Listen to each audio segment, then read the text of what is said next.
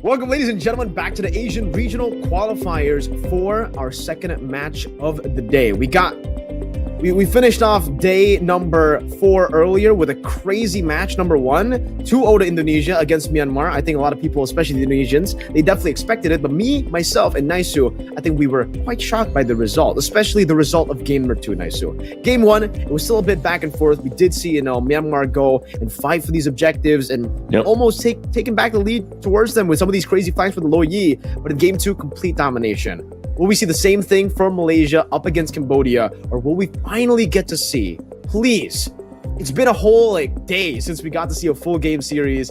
But yeah, this match, Malaysia versus Cambodia, has a big chance to go for all 3 games. I think Naisu already mentioned earlier that for Malaysia, for Cambodia, Malaysia definitely looked like the better team on paper.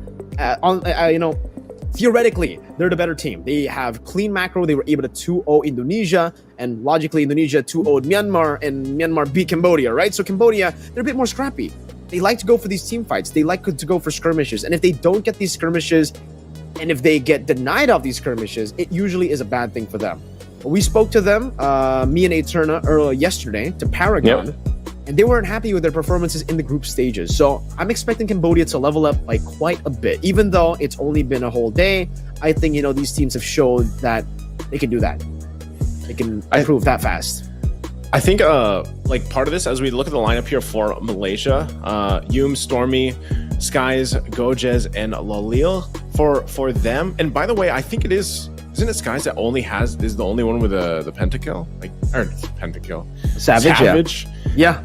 Savage. Isn't he the only one with the Savage here? And with that, I think even with the fact that you're picking up these assassins and everything else, it's interesting because so far we've seen the rise once again of these assassin jungler players, and then at the same time, really the compositions change here. And I think I said this even before we saw them beat, before they even beat Indonesia. I was like, Malaysia, they're known for that Longar strategy. That play style of theirs has been apparent for many years. And so I think they're one of the teams that has really profited on the changes that are happening. And I'm sure as we get closer to some of the major tournaments coming up soon, there's still going to be changes happening, hot fixes happening, of course, out there. But I would say this team from Malaysia shines really well with the current changes. Indonesia does too, we just saw it. And yeah, I'm still surprised, man, that was actually a sweep, because against Myanmar, who was, undefeated technically and very, very strong, I was thinking we would see them go the distance in the 3 games, but I think playstyle wise, everyone right now in Asia is rejoicing because of just some of the changes that have happened, where it's not so much that slower pace gameplay. Don't get me wrong, objectives are still important, and we see this from time to time.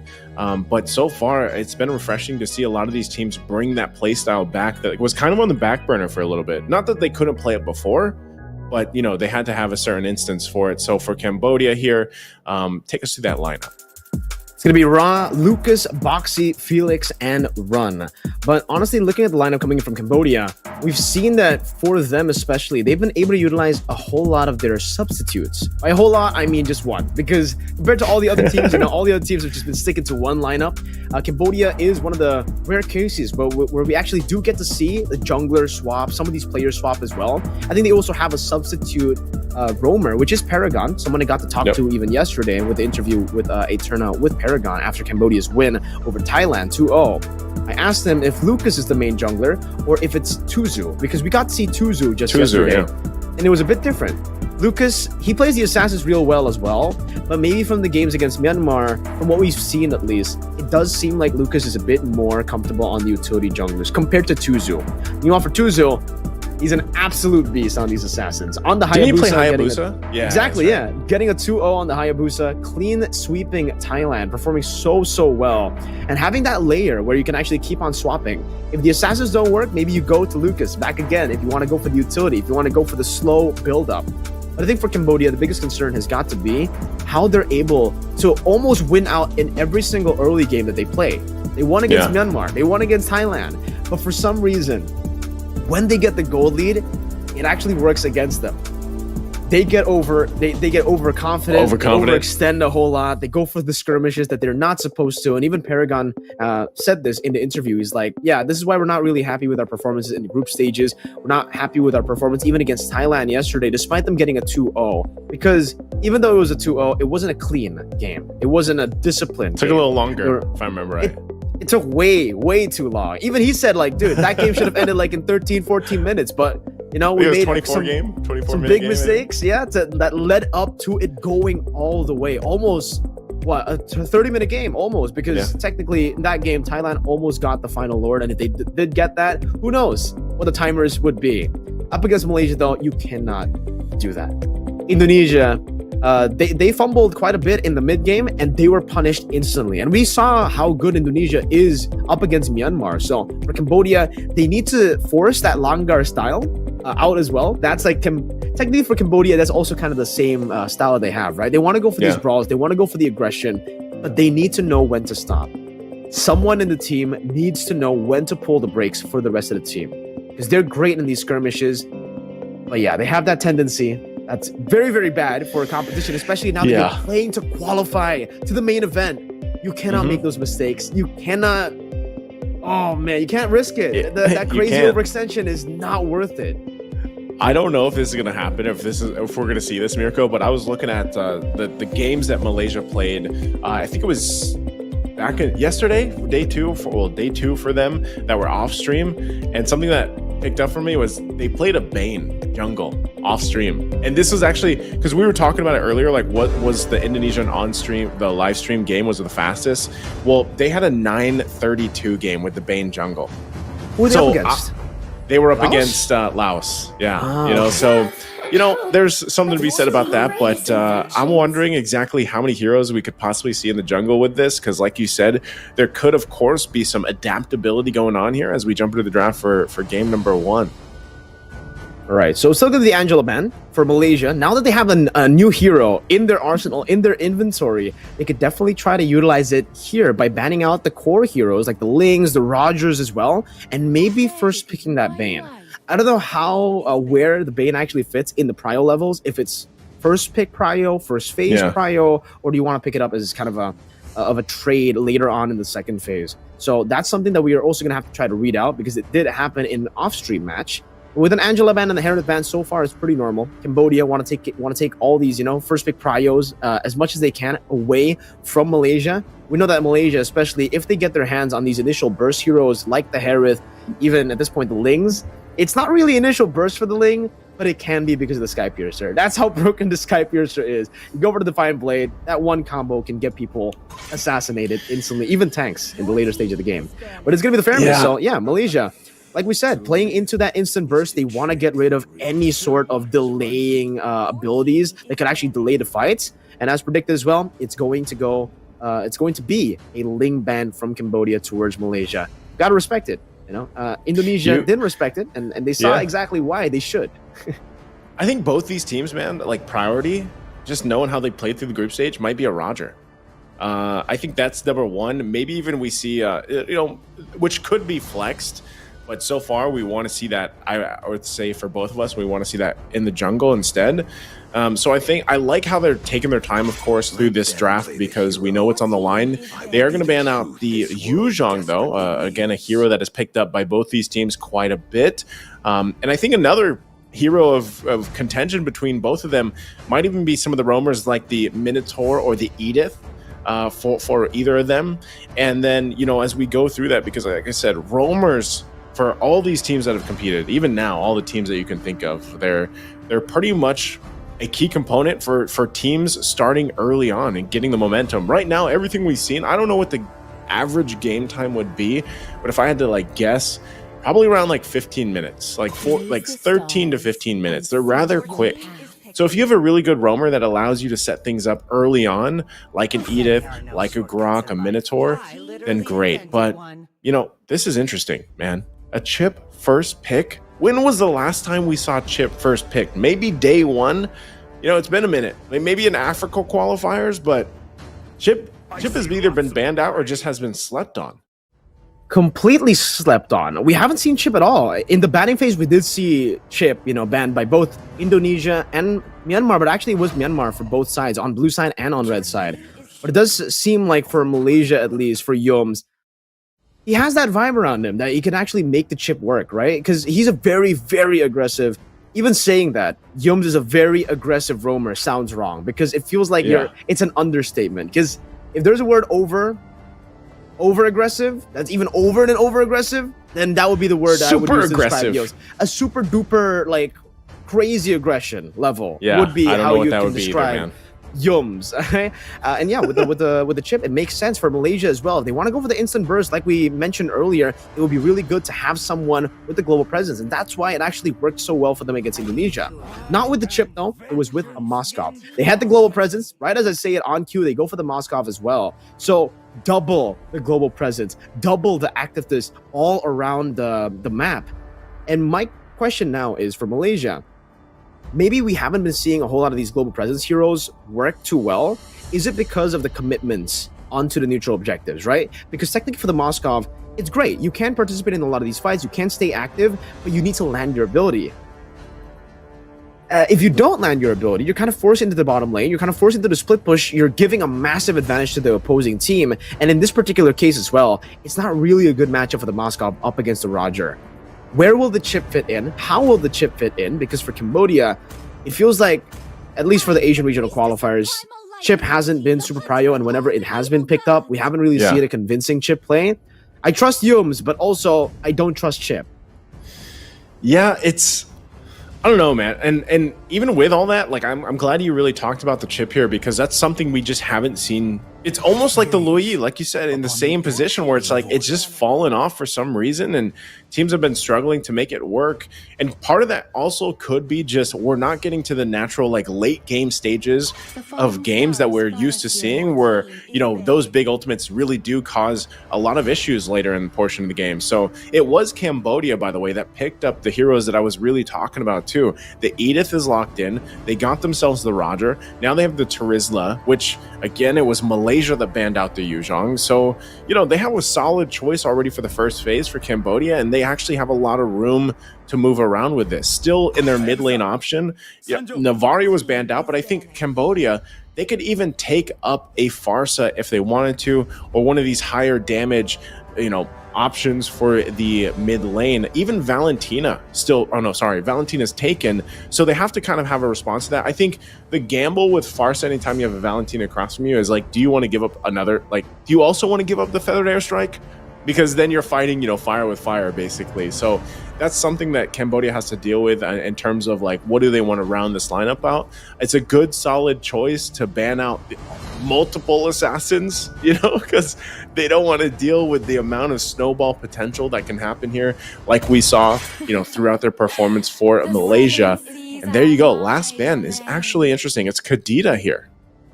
Respecting a lot of the initial bursts that could actually be utilized by Cambodia as well, because with their composition, it already does one thing really well, which is locking you down. They have a penalty zone, they have the onward Earth Shatter, and obviously the Primal Rat that can pop in the immobility field. So for Cambodia, it really looks like they want to be the ones utilizing what Malaysia did to Indonesia. They want to force these fights to go in one way, which is straight into that dive, straight into that skirmish, locking them down and letting the backline just deal damage. But now my question is, with the Navaria and the Kadita banned out, what's going to be the choice for Ra in the mid lane? Because we did see a Yve from Ra yesterday. We have seen Ra pick up some of these heroes, but like you mentioned, it's a Valentina already in the hands of Malaysia. They're going to have crazy levels of power if they go for the real world revelation steal, and we do get to see the Bane, by the way. We were expecting it from Malaysia because they have utilized it. But I guess it's a good deny ban. It's a good deny, deny pick, and it's also a great pick for them, because we were mentioning earlier how they need extra damage now to capitalize on the lockdown power that they already have with the Edith and the Terizla. And yeah, Bane does that, with the Sky Piercer especially. You're shooting out execute bullets with that skill 1, and you're passive. Demolishing an entire team sometimes. Skies will be on the Fanny. That's a glue pick too. Interesting stuff for Malaysia. Okay. I wasn't expecting even the Fanny pick, but hey, when you ban nearly all the assassins that most of the junglers have been picking, why not pick up the Fanny? I'm not sure if we've actually seen on stream a Fanny game, one that I can recall. I can't really think of. Not yet. Maybe off streams they've happened, you know, off the stream. So this will be interesting to see how Malaysia goes with this, because I do think maybe they were leaning towards the Bane pick. So, but this is still going to put the Roger in the gold lane, now that you have this Bane, unless something crazy, you know, some kind of crazy flex happens, and then they get a Xavier. This kind of slipped my mind, the Xavier pick, because I feel like every time that we have seen it pop up, it's still good, don't get me wrong, but it takes a little bit of time to really show its effectiveness. Exactly. And that's something that's natural about Xavier. All you Xavier mains know this out there too. You need to get to the late game, and so far, like what I'm saying, like Malaysia's games especially are not usually getting to that point. Like they're ending pre 15 minutes. And I feel like Xavier really hits that power spike and shines 15 minutes onward, or maybe even 18 minutes onward, when, you know, it's just a snappy cooldown, dawning light everywhere you go. And so this is an interesting lineup for Cambodia. And even with the Bane, because we didn't get to see it on stream, I can't wait to see this kind of unfold for game one. The Bane with the Sky Piercer, with the burst build, it should be, right? We saw this for a couple of teams already, but yeah, Malaysia off stream, this is the first time that we are going to be seeing it streamed. So ladies and gentlemen, are you team Bane, or are you team, Run the King on the Warcry Roger? Very, very interesting stuff as we get into the land of Dawn for game number 1 of match number 2. Who will be the second team to qualify to IESF 2024 WEC Riyadh? Will it be Cambodia or will it be Malaysia? Leave your predictions in the live chat right now. First blood, what? What happened? Sorry, Felix is not sorry about that. It's the first blood and is going to force Gojas back too. Boxing just staying here. Now Gojas is actually in a very bad situation. He's going to have to go back unless they just trap him under the turret. It looks like they're going to do just that. So interesting. First blood already. Here we go. We're going to take a look. This one's not a replay now, but yeah, just look at this. Like, what happened? That's the Cambodian aggression that we were expecting all the way from the start of the game. I guess just the understanding that they would actually have more pressure when it comes to the early fight. Stormy? Oh, again, in the mid lane, Stormy. Boxing is... did I not say that the Edith has been just performing like crazy? But look at the Fanny damage. It's going to be there under the turret. And Skies will go and get this kill, putting Malaysia on the board now. At least finding an answer to what I was saying. You know, Boxing is being a threat here on this Edith. Well played, right? Because it's already very uncharacteristic for Malaysia, or maybe it is characteristic. Very aggression at the start. It's just Cambodia know how to go up against an aggressive team because they themselves are an aggressive team. Maybe for Cambodia, it's about them just looking in the mirror and seeing, oh, Malaysia plays the same way. It's just us, but in a different flag, with a different composition here. And this lead that Felix has, by the way, in the bottom lane, when there's another skirmish, Edith. Another skirmish, all for the resources. As you were saying, the lead that he has. Yeah, it's a big lead that the Terizla has in the bottom lane. He will be able to get level 4 first. So Lucas on this Bane will actually have a very, very good time. Yums is still level 2. Yeah, again, Deadliest Catch. Look at the damage coming out from it. It is going to be Boxing that gets the kill, but man, Deadliest Catch. Deadly damage, and that's going to get them the turtle as well as Lucas swoops in. Now they're going to find it out. Oh, the lockdown is on point from Sorry, I'm Felix as he uses the penalty zone to even catch Skies. Huge win for Cambodia. You can have Sorry in your name, but it didn't look like he was sorry at all. For the 2-3 kills that he gets all the way from the start of the game, Cambodia starting things off really, really strong, and now utilizing the strength in the top side again. Again, the top side, Lalil gonna be in trouble. Couple hits away, but won't be able to get the kill, and now Yums joins the fight. Darling Light gonna find Lalil. Couldn't escape that one, but now Skies punishes. Will pick up the Sky Piercer on top of it, but Malaysia still dragging behind a little bit here. Man, Cambodia, this is the pace we were talking about. We were expecting Cambodia to be the aggressors, and we do see that here. We get to see the replay again as to what happened. Yums, we were talking about how he's super duper crazy aggressive. That was a term I think that we, agreed upon in the drafts. And we do see that, but now it's just wrong in terms of the timing there. He went in when he was level 2, and for the rest of the team as well, knowing that Gojas is at level 4, your roamer just died, there was no reason for them to really go for that skirmish. Sky is losing out on a whole lot of momentum, and here, not even able to deal a lot of damage on Lucas. Time and time again, the combination into the deadly catch. Penalty zone going to be used as well. Spirit of Destruction was there, so they're going to fight it out. Cambodia losing Lucas in the exchange, and now still going. Dawning Light going to find Skies. They find another target. The shortcut was already used as they come back through. Boxing will fall in Malaysia, firing back. Could possibly still be looking for more. Sorry, I'm Felix holding down the front side, has the body of Smith and the healing. And he's going to be just fine again. This Terizla is going to be troublesome, and now the top side looks like they ran a little bit further. Run the King trying to run away here, going to get locked down under the turret, but will take one with him as Humes falls as well. Turtle's now up here. Cambodia ready to fight it out against Malaysia for it, but it looks like they control this side unless Skies can go in. He can't get the Turtle. Was trying to get the retribution off, but won't be there in time. It did make him panic though, right? Because it did seem like, you know, for Boxy at least, he was able to be the one to get the Turtle. And that will be at least something, some resources given to the wrong member. So Lucas won't be able to fully snowball. But still, with 2 Turtles at the start of the game, with this kind of composition, you expect Cambodia to be able to utilize this with just invading, I would say, up against the Fanny. You want to try to threaten to the purple buff takes a few of these times, especially considering the Fanny's behind, not, you know, at the optimal state, but still he's doing okay. It's not horrible for the Fanny. He was able to pick 3 kills up. Dying twice is still, you know, quite okay at this stage of the game. He already has a Sky Piercer, and for Cambodia, now they have to try to lock Skies down in his own jungle. If they can go for the purple buff steal, that would give them such an easy road in the mid game. And the mid game is definitely the stage of the game that they want to utilize most with this kind of composition. And personally, for me, if I take a look at Cambodia here, I have to, again, talk about the pattern. Run the King. Whoa! Run the King. Oh, he jumps back with the Lycan Pounce. He could have lived. But he ends up getting killed anyway. That's a tough situation to be in now on the bottom side. Once again, in the jungle, Lucas using the deadliest catch to try to escape. Looks like it's going to be enough. The shortcut goes down. Skies trying to possibly enter from the backside there.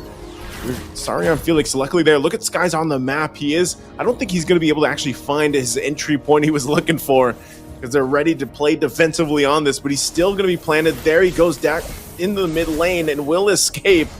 But Malaysia, I'd say they're still doing pretty good at keeping things even, but now the revenge. Cambodia will go on the top side. Lolio could be in trouble. The flicker from Boxing, but he flickers out. Lolio can't escape the last fish there from the deadliest catch, and Humes will go ahead and flicker out of the Dawning Light, surviving a little bit longer. Turtle now up though. Malaysia, just as I was saying, doing pretty good, staying together. We'll lose a couple key battles here, and once again, Primal Wrath going to be used into the Dawning Line on Stormy, forcing him back, and Run the King, making him run for his life. Will get the flicker out, so Cambodia will now secure themselves the 3rd Turtle of the game. 3 neutral objectives, but if you take a look at the gold lead, it's only just about 1,000. It's creeping up at that 2,000 mark for the gold lead, but this is not really going to be that good for Cambodia, at least at this stage of the game. They would want to have a bigger lead, especially considering they started the game off with an amazing snowball. Maybe getting that, onward again. Again, going to be utilized. Just trying to hold down this bottom side, but they also get the split out, so Cambodia, and you're starting to see things kind of really fall into place for Ra, your big daddy, on this pick, this Xavier pick, like we said, scaling up pretty good this early on in the game with the kind of lead that they've managed to get. Okay, so again, if we take a look at the lead, on paper, if you just take a look at Cambodia's composition, it's not really that good. They want to be a little bit safer with a bigger lead at this point of the game. But then you take a look at the Xavier, right? And you can think to yourself, hey, yeah, no problem. They have a Bane, they have a Xavier. Even if it goes to the late game, the Bane's going to be a big problem. The Xavier is going to be an even bigger problem. And the fact that Lucas is already so tanky means that they want to go for these skirmishes. This is a timer to go for it. And they got a turret. Just run it down. Just run it down mid, get the turrets, get the resources, just pushing everybody out. Shortcut going to be used. They might be forced to fight here. Onward goes in. Earth Shatter not going to find the connection they're looking for, but in the backside, once again, Lolio going to be in trouble. Lucas will get the kill. Split already used with 3 members down for Malaysia. Dawning Light already committed as well from Cambodia. Run. Is he actually going to force this in? Stormy has the penalty zone, and Hume's now going to be the target, but they won't follow up through. They want to get that tier 2 in the mid, but Cambodia just coming out swinging in game number 1. That was just so forced by Malaysia, man. The fact that Yums already went in, popped in the shortcut, was able to get some members to rotate back into the teleport. They were already able to force out Ra to flicker out just based on just with the shortcut alone. So they already got a little bit of a W there. But the fact that they tried to push even further with a Spear of Destruction at the 9th minute of the game from Loliel, who was already 1 and 2 before that team fight even started, and the fact that he took it, that Spear of Destruction landed in the midst of the Cambodian mid-game power spike that they have. And he took it. That was an interesting play from Loliel. One that I'm not a fan of. And you can definitely see now Cambodia with a 4,000 gold lead. They're going to go and force the issue. Once again, Lord here for the taking, and it's going to be Lucas that secures it. They might be forced to fight. The shortcut already dropped down. Hume's going to be in trouble as Run the King will get another notch on the kill list. Meanwhile, Loliel does get that push in the bottom side, but at what cost as Cambodia furthers their lead, and now the Lord in the mid lane. It's well played to Cambodia, obviously, right? They're doing so many of the correct things. They're able to punish every single mistake, even the minor mistakes coming in from Malaysia. But also for Malaysia, this is a completely different team. The number 1 of each group, Group A and Group B. Myanmar in Group A in that match number 1. We were talking about how it was just weird to see Myanmar play in a different way. And now it's happening to Malaysia as Cambodia continue the siege. Oh, the siege, the penalty zone already dropped under the turret. They're going to be forced to fight once again. And look at Sarion Felix jumping to the backside, just decimating Malaysia. Only Sky's left alone, and also Gojes. But I don't think it's going to be enough as the Lord makes its way to the base, and they focus it down. And Cambodia will take first blood in the best of 3 series against Malaysia. 10 minutes and 30 seconds. We saw in game 2, Indonesia, Myanmar, we were already surprised with a 10-minute and 50-second game. Cambodia, the overwhelming underdogs coming into this match, with Malaysia beating Indonesia in the group stages, not dropping in a single game in their groups, and making it here with all the hype in the world. We expected that kind of performance from Malaysia. Yeah. We did say that Cambodia definitely could make the adjustments, the necessary adjustments from their performances in the group stages against Myanmar and also against Thailand, because again, technically for the mistakes that they made in the group stages, it is very, very easy to adjust from that. It was just the discipline. They were already winning in the early game. They already had an amazing plan in every single game, in every single early game, because they were always able to at least get the first few neutral objectives, or even if they don't, get the team fights. And all the way from the start, Malaysia were just playing with too much aggression. You love to see Malaysian aggression, but at this point, right, like with their composition, they have to respect that Cambodia actually have a lot of early game power themselves. The fact that they invaded up against a Terizla, we already know that the Terizla is a really, really good level 1 pick. You technically have 3 abilities at level 1. You have 3 swings of that skill too. And yet they still tried to go for that. They thought that their base damage would be enough. But even then, if you made those mistakes in the early game, usually we would see teams adjust and plan for the next skirmish. What Malaysia did was, nah, you know what? Let's try to do that again. They went in. Yums, level 2. Gojes was level 3. They had no chance to commit and to even contest that the first turtle of the game. But yet they did. They forced it out. It did not work out for them, and the snowball just kept on growing for Cambodia. But luckily for Malaysia, they were able to go in for some of these big fights to actually turn the game around once again. They were able, I wouldn't say it's like a full turnaround, but it's almost like a half turn, right? Because they were able to lower the goal lead from a 2,000, 3,000 goal lead, as you can see from the 4th minute of the game, down to just a 2,000 goal lead, to 1,000 goal lead at this point of the game here. You can see that Malaysia goal just climbing back up as they get a lot of these skirmishes. But again, they decide to go for these skirmishes in a very unique way. There were some mistakes also, by the way, for Run the King, that like and pounce that actually... he could have escaped, like you mentioned, Nicer, during the play-by-play of this moment. But this was the biggest mistake that Malaysia made. And it was literally just mistakes over mistakes, and just both of them reacting to these mistakes. Because, I'm sorry, but an 8-minute 1 and 2 Moskov will never be able to win in that team fight. There is no way that would have worked out. I'm trying to find a reason as to why he did that, and it's just a pure mistake. That was just a big blunder because, again, it just made no sense to go in like that. And in the end, they again just tried to 50-50 it for some reason. Technically, with their composition, okay, never mind. Not for some reason. This is a very, very logical reason. They have a composition that doesn't do too well, especially when it comes to wave clear. At this point, they're kind of forced to fight. But hey, Cambodia, they took the game. Very, very good stuff from them, as we will have to just see the adjustment from Malaysia in game number 2. Cambodia also stayed very, very disciplined, by the way, utilizing all of their leads, all their advantages early on. And you can see from the damage, from the XPM, GPM, or just the goal here, the total healing as well, the Cambodia took everything. Skies was doing pretty well. And we were talking about how, for Cambodia, maybe the next thing that they need to look out for is how to shut down Skies. But even then, they didn't do it. And Skies just always try to go into the back. Gets canceled by a lot of these abilities. And I have to say, the Deadly Catch is a very, very good tool to counter the Fanny. You jump in, and now it's not the old Fanny, where you can actually use the cables and go through even CC. Now if you get CC, that cable gets canceled. And that's where we saw the big weakness from Malaysia. Always just going in, never really respecting any of these disengage tools coming in from Cambodia.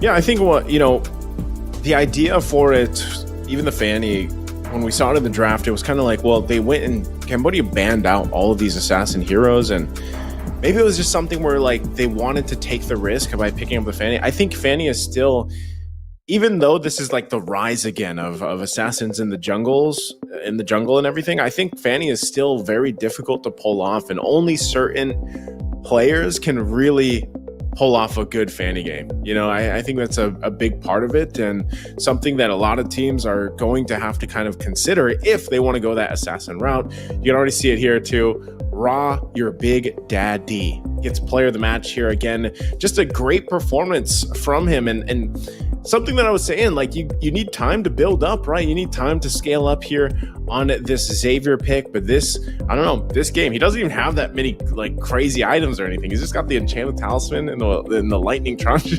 He's got one glove, right? He's got some adaptive attack and a little magic damage there too, and some cooldown reduction. But that's all he needed, man. Yeah. Like a lot of times he was just laying down the Mystic Fields, landing the Dawning Lights. It was on point every single time. And I think obviously if you got to a lot later portion of the game, then it would have been way more devastating. But like with this and the way things were kind of unfolding, and the way that Saryam Felix started the game for Cambodia was a very key component for them winning this game as fast as they did against a team like we were saying with Malaysia. Like we know Malaysia defeated Indonesia earlier in the group stages. Like what happened here for them? Because for me, Cambodia just completely demolished them here in game 1. That's why I was saying, at least before the drafts, when we got to the match card, I was already saying that, okay, so on paper, theoretically, Malaysia are just the heavy favorites coming into this matchup. And I think that should be the case. They were able to top their group, beating Indonesia 2-0, having a stellar performance in their group stage, and coming into this with all the momentum in the world. Because again, for this lineup at least, even in their own, domestic league, they haven't lost a single match. But then Cambodia decided to deny the big pick away that we were already talking about for Malaysia. That Bane's going to be massive. The chip that we were already doubting all throughout the African regional qualifiers, and even now, especially now, I feel, with the patch coming out. We haven't seen Chip do well at all. We've seen it once, and it was from New Zealand up against Guam. That didn't do too well, and now we get another sample, another example of the Chip just falling flat, not able to really go for any of these aggressive maneuvers. Well, I mean, he did go for the aggressive maneuvers. He just wasn't able to make it work. Always from the early game as well, trying to go for these fights, but maybe miscalculating the damage. Maybe it's because Chip has been banned out so many times, maybe even in scrims, that we don't get to see a whole lot of Chip. And maybe for Yums, he becomes a little bit inexperienced when it comes to that hero again. Meanwhile, for Cambodia, it just feels like even their swap to Lucas, by the way. Shout outs to them. We were talking in the rosters as well that if they do decide to go for Lucas, they'll probably go for a more utility build, a more utility jungler.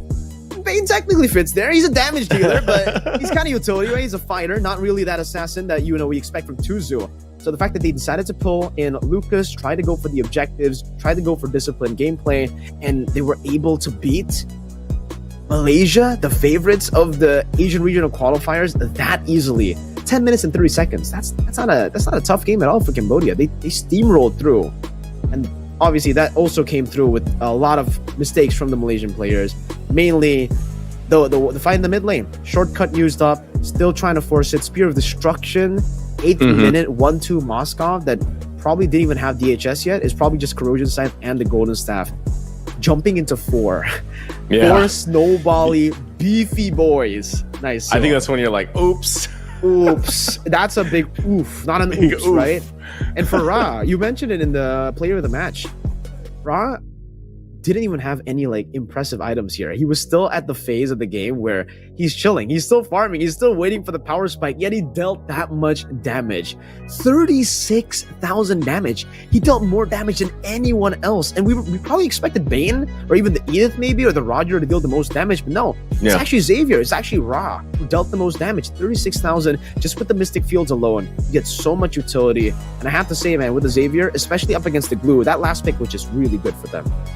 There's so the range, at least for Malaysia, was just so low. They couldn't play with any of their range, and that's why their wave clear was horrible. Coming into that final lord, they just had to fight. They just had to go for that skirmish. If they didn't, probably would have ended the same way. I'm not sure if they would have been able to end in the 10th minute and the 30th second, but hey, the main problem has got to be maybe for the composition, it was a bit too overloaded. The chip is great. Then you add the Moskov. 2 heroes that can go and have a global presence. Okay, that's where you should stop. Then you go with the Fanny. How's the Fanny going to, utilize the shortcuts? You dash towards the shortcuts, I guess, but then later on you get teleported, and it's kind of hard to, predict where the walls are going to be.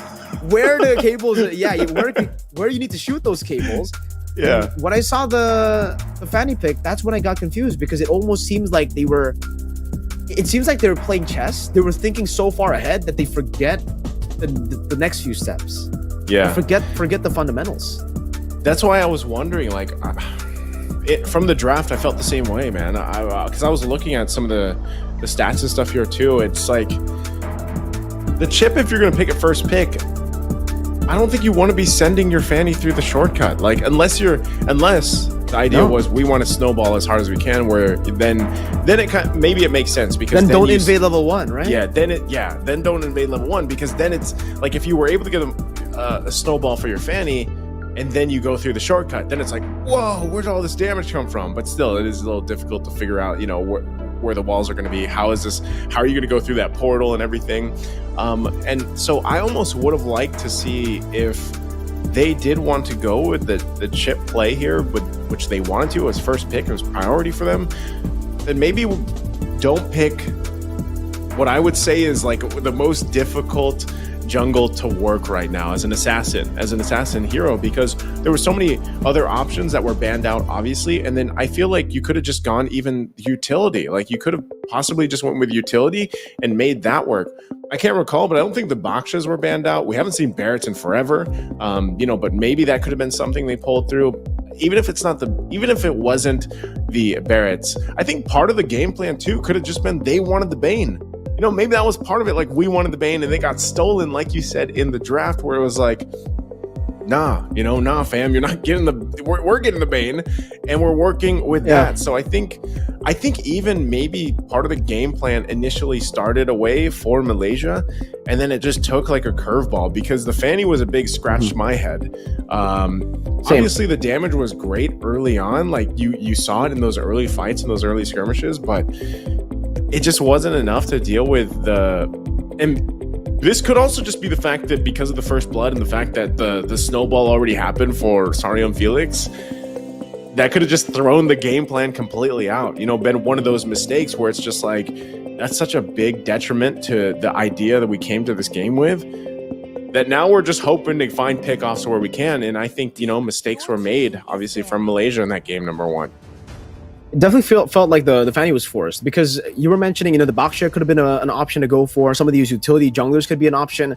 And yeah, it really could have, because Cambodia, they didn't ban any of the utility junglers. They actually went a different route. They went the opposite route.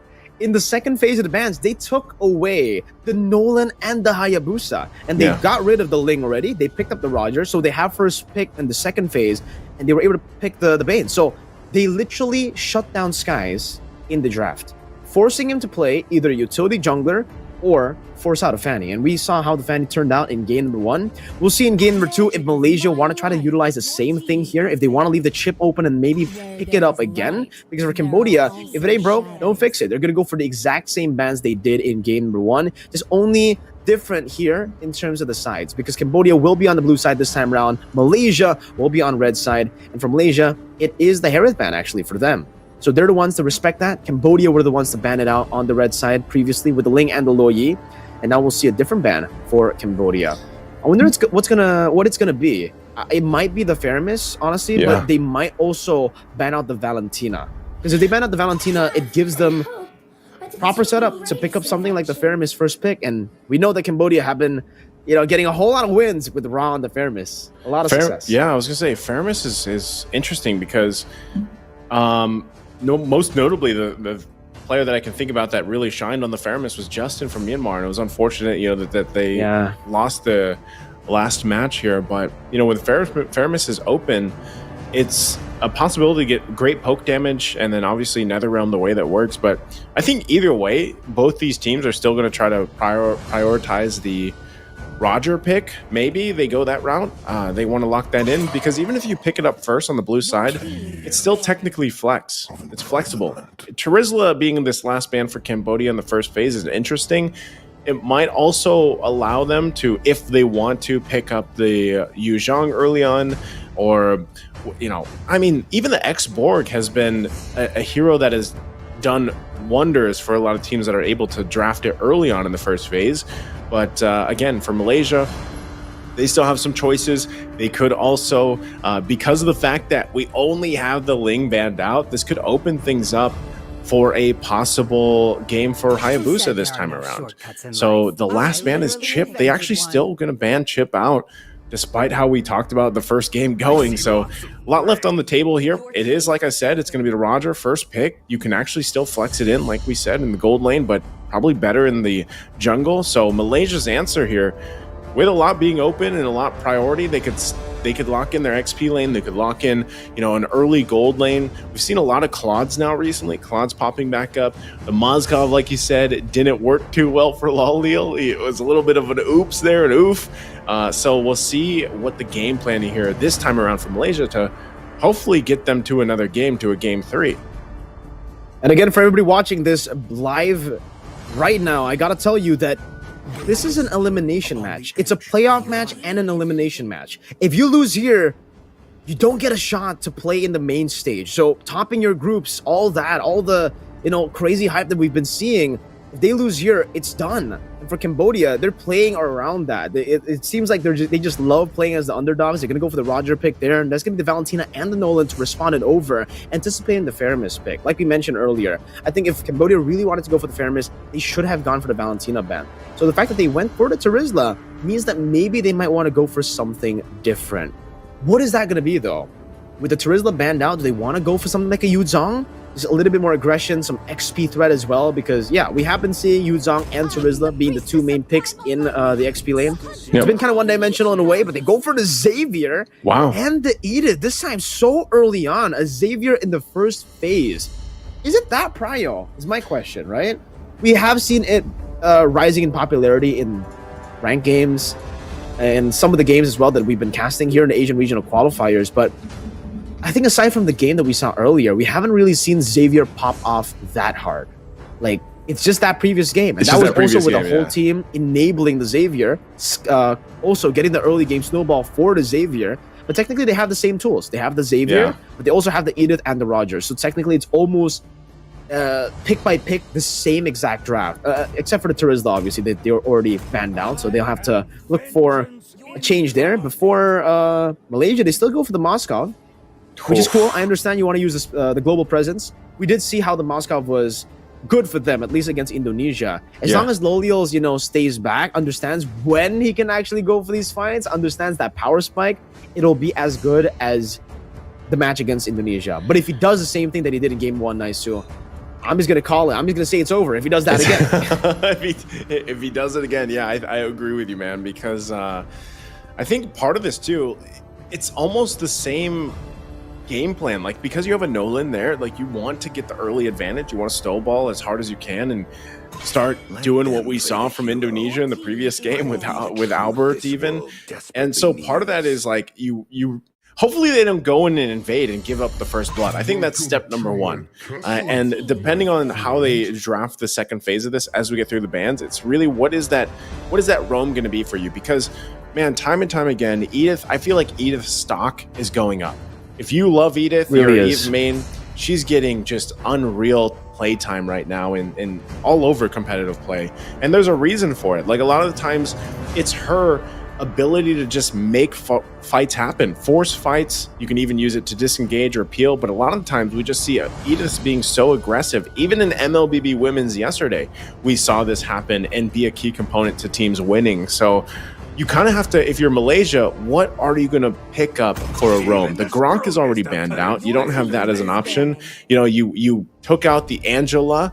The Bane is actually just coming out for a ban too. They don't want to deal with that, but I would almost like to see them pick up a Minotaur with this lineup because, you know, and I almost would have liked to see the Minotaur be a priority with the Vexana that it's open, because that combination of CC has been so good for teams that have picked it up. That's such a good duo of heroes that, you know, half the time the enemy team's in the air with the knockups. So instead, the Matilda is going to be banned out. So I think for Malaysia, I'd almost consider picking up a Minotaur here, get a little more tankiness to you.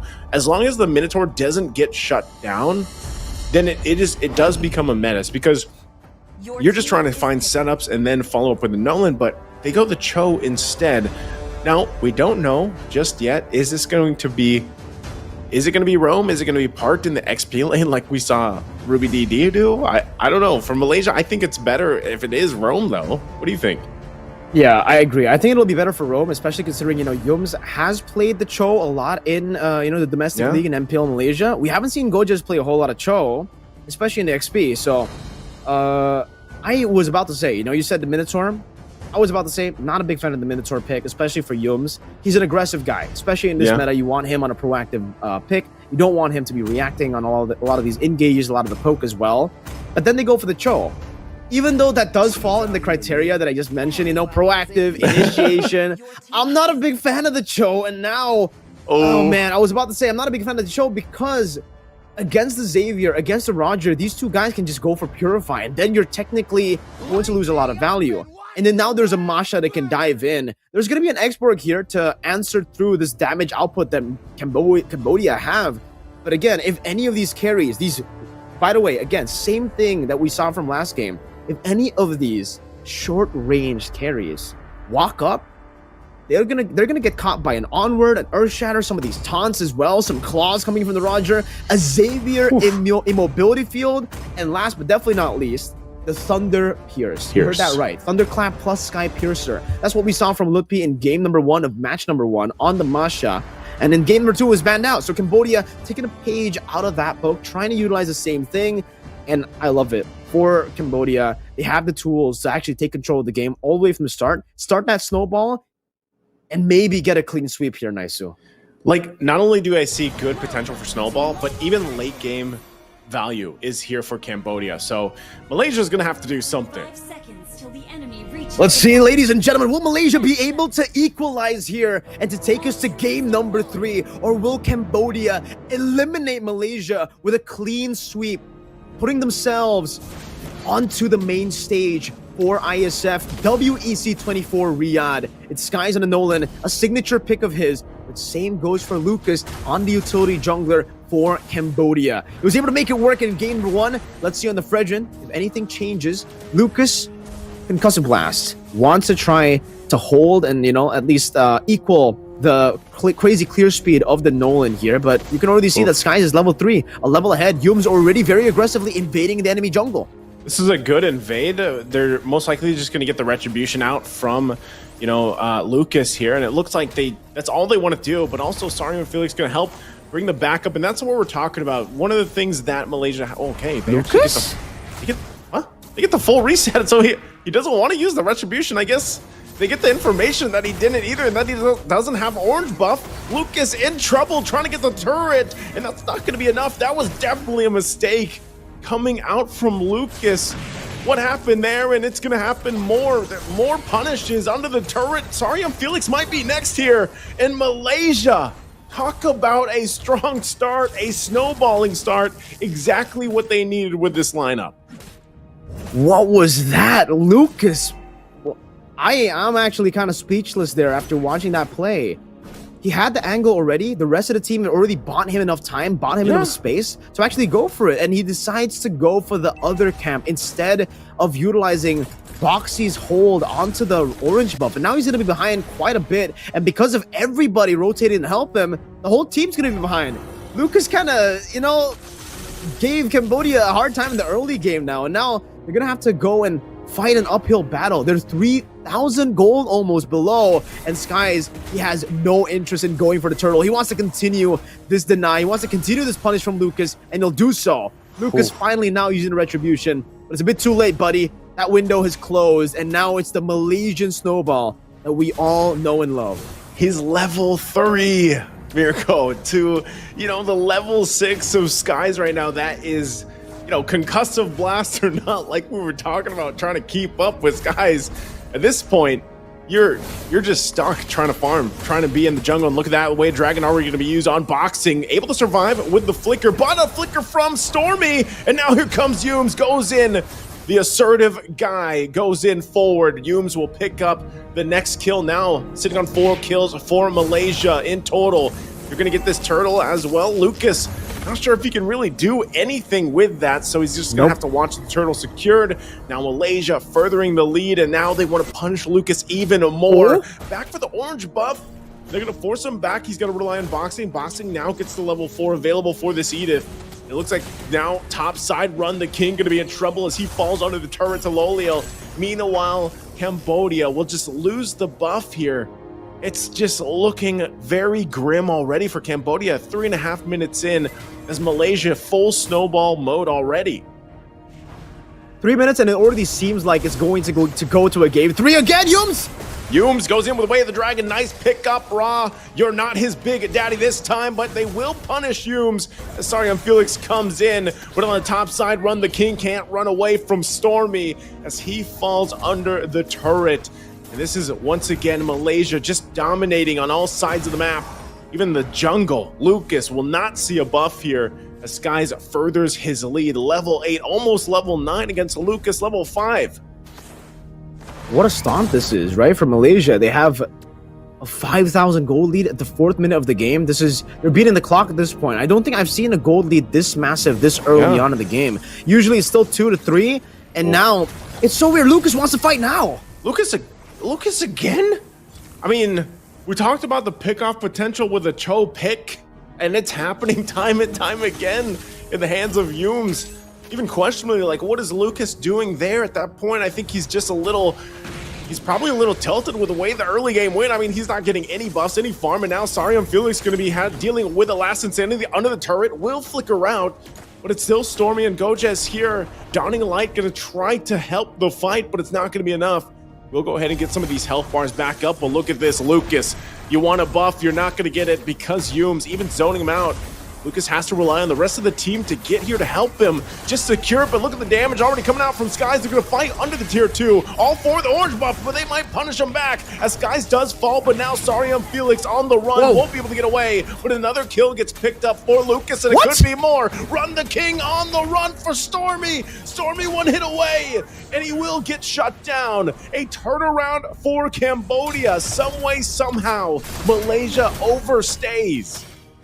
How do they do that? They won against a 5,000 gold lead, snowballing composition of Team Malaysia with a Nolan, a Valentina, an Expert. This whole team was built to secure the early to mid game, and the fact that they had a 5,000 gold lead, man, Malaysia overstaying so much. The turtle was up top. They could have gone for the orange, but they decided to actually chase a bit too far, and that could prove to be costly for them, man. Stormy, that big shutdown, 4-0, given to the hands of Run the King. They're able to get the turtle, as we can see here from the live screen. But, man, they've lost so much momentum based on that play. All right, if we take a look at the gold lead, it's still not too bad. It's still a 4,000 gold lead for Team Malaysia. So they're still able to hold it down. It's not the worst. But Malaysia, remember, with this kind of composition, you're good even in the late game with the Moskov technically, but Cambodia are not just good in the late game. They're going to be excellent in the late game with that Xavier. The Xavier is going to be the key to victory here. If Malaysia don't end this within, 14 minutes? If Cambodia can actually just equalize the goal lead here as well, it's going to be great. Oh!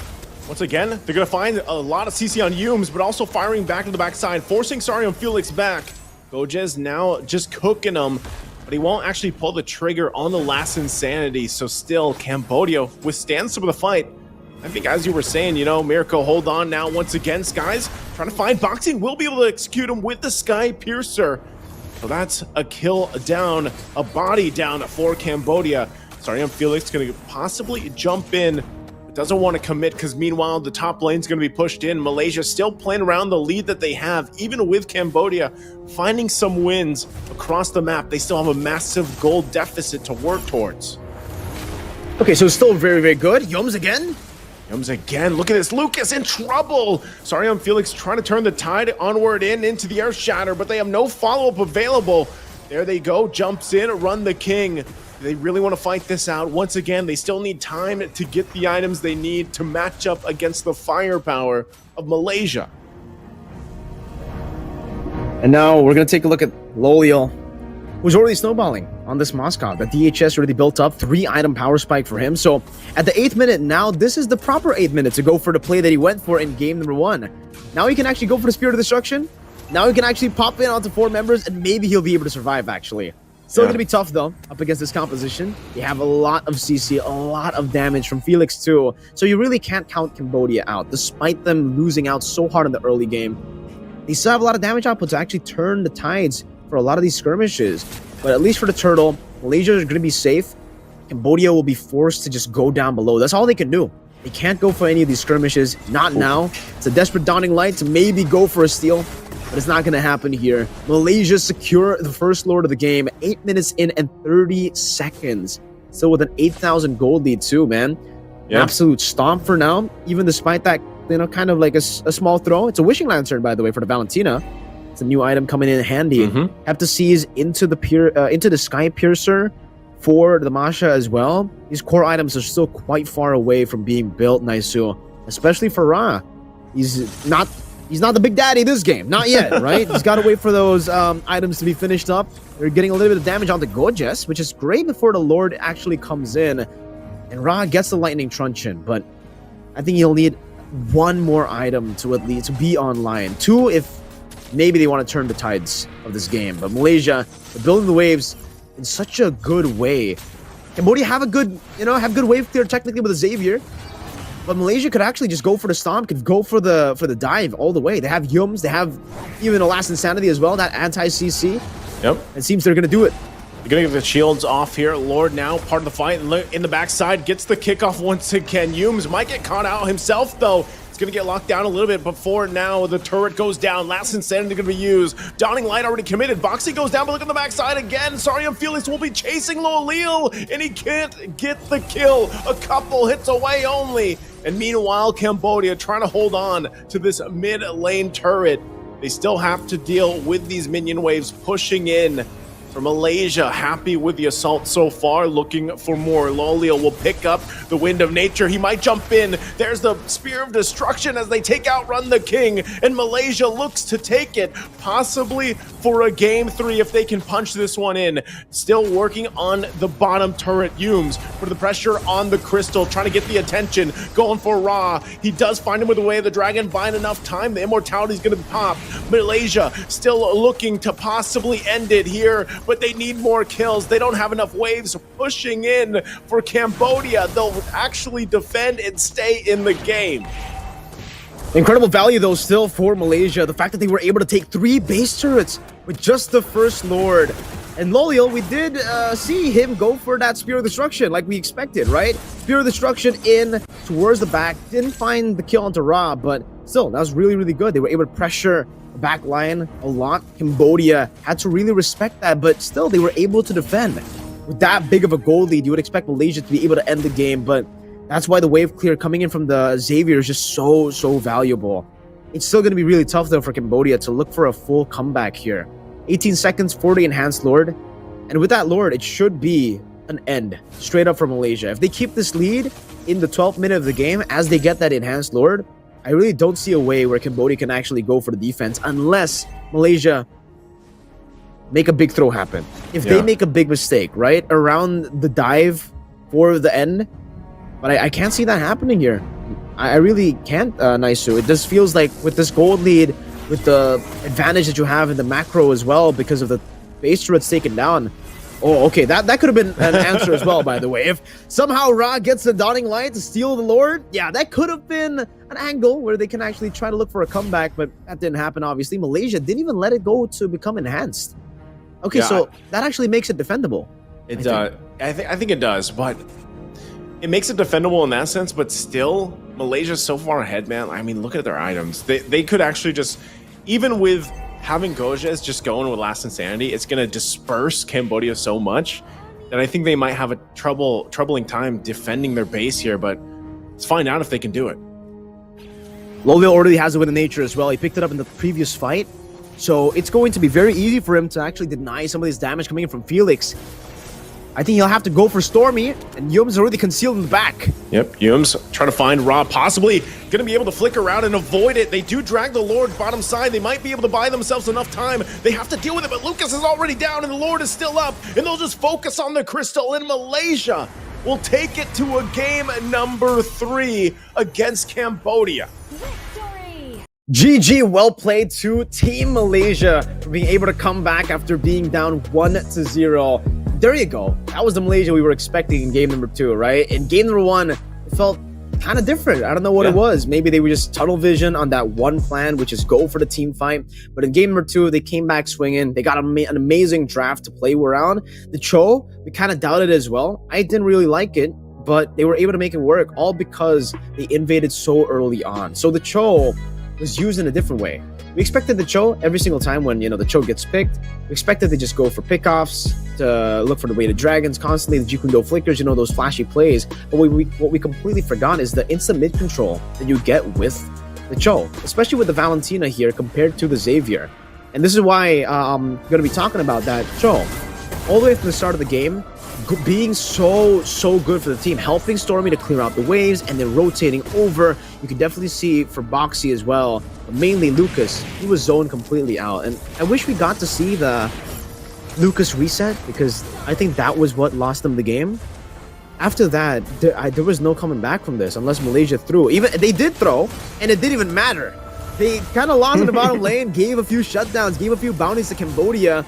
But again, it did not matter. That's how powerful, I guess, this lead at the start is for Team Malaysia for this composition especially. The fact that Run the King, the winning lane, also was just getting bullied. And for some reason, Lucas still thought that it would be a good idea to contest the Turtles while being 3 levels down, contest his own jungle, being 3 levels down, Run the King overstepping, all of them really making some core mistakes here. This is the one where I think we were all kind of confused, right? Like, Lucas, you didn't want to fight for the orange buff when it was 50-50, but now that it's impossible, you want to somehow be Ethan Hunt, Interesting stuff there from Lucas, but they have to make some adjustments, man. I think you mentioned as well. At that point, maybe he's tilted, but you're fighting for your nation here. You're trying to qualify for your nation. You're representing your nation.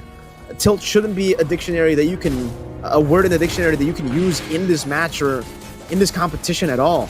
You have to go all out. In Malaysia, they definitely had the stronger mental after getting stomped in game number 1. They kept it clean into game number 2. Meanwhile, for Cambodia, overthinking, that mental definitely dropping as well, as we keep on seeing them making mistakes back and forth. And only Ra is really making some good plays happen. I think with Boxy too, there was some good engages. But for the most part, maybe even Felix actually. Run and Lucas were making some questionable maneuvers here and there, and was always punished by Malaysia. You don't make these mistakes against Malaysia. They're just too good. It's, I think when you look at this game could have gone way better for Cambodia if they didn't have as rough of a start. And it was almost the same situation for Malaysia in game 1. It came down to just kind of some blunders in the early game, pre-first turtle, and especially with Lucas here. So I was kind of surprised with how that went. And like you said, even even the second death that he had. And, you know, it was just tough because when your jungler is so far gapped, I mean, we're talking about like a 3-level gap at one point against Sky's hero on the Nolan. And Nolan is not, you know, not a hero you want to be working from behind from. Like, you don't want to be gapped by a Nolan, and especially as a Fredrin, because then you just don't get to do really anything, and you have to rely then on your team to support you just to get, you know, your buffs, which is weird because Fredrin for the longest time was just the guy. He was the jungler that could do it all nearly, and now it looks like, you know, he really struggled. Like, even if you look at just the way that they rotated on the map and everything else, when you look at those highlights, Cambodia, I feel like, just couldn't play the lineup that they drafted because of how rough of a start they had. And Malaysia, on the other hand, you have a Nolan, man, you could just punish and punish and punish. And even if Sky's down on the Nolan, like, you still have plenty of ways to kind of find your own wins. And I think the Cho here for Yumes, you know, there was a couple times where he was like, obviously really trying to get the pick off he was looking for, but for the most part, man, he was able to punish the right targets and help the snowball. And the thing is, right, I don't know, man, for Cambodia, said for Lucas, he had to rely on his teammates if he didn't get the early going. He already went through concussive blast as well, so he tried to really level at least the Nolan when it comes to clear speed. But let's talk about the player of the match first before we get into that point. Stormy, shout outs to him, very, very crucial member in this team on the Valentina, able to produce some of these crazy plays, and I think it just is him playing the safe way. I think he was able to just go for some of these executes as well towards some of the members in the early game. I believe it was Boxy in the bottom side of the map where he was able to execute under the tier 1. These few kills that he got, you know, just made him such a force to be reckoned with here in game number 2. Getting the Divine Glaive so early into the game. This is a 12-minute 4-item power spike for Stormy. The Wishing Lantern as well. We don't see the Wishing Lantern a bit. We don't see it a lot. I'm glad to see Stormy go for that item as he snowballs though in the game though. So shout out to Stormy for this amazing game. But back to the point of Cambodia, Lucas utilizing the Fredrin. The big mistake was the fact that he didn't commit, right? That's obviously mistake number 1. Yeah. But the fact that the team tried to help him, everybody rotated over to the jungle to help him. So when he made a mistake, that mistake kind of tripled, doubled, quadrupled, because everyone felt that impact, even Run the King. Because with Boxy being taken down in the bottom lane, with him wasting so much of his time, with Ra sacrificing some mini waves in the mid lane, with Felix also sacrificing some minions in the XP lane, all of them were automatically behind. And that's why we saw a 3,000 gold lead right after that play, right after that invade. It was too much for Cambodia to handle. They tried their best. After that, they tried, scaling up Ra mainly with Run the King and Felix, able to get a few shutdowns as well here and there, but definitely not enough. When you have a 3,000 gold lead at the start, I think it'll be harder to lose than to win at that point. And for Cambodia, I don't know. It does feel like if the Bane is that strong, why don't they pick it up in the first phase? It feels like maybe they went too crazy in the first phase with their late game picks, or not late game, but with the Xavier pick. Xavier in the second phase makes sense. We were giving it a lot of praise in game number 1 because it was picked up right after you see all these heroes that have low range, so you can punish them. Immobility fields all over, and Mystic fields as well, and you already have a snowballing composition yourself.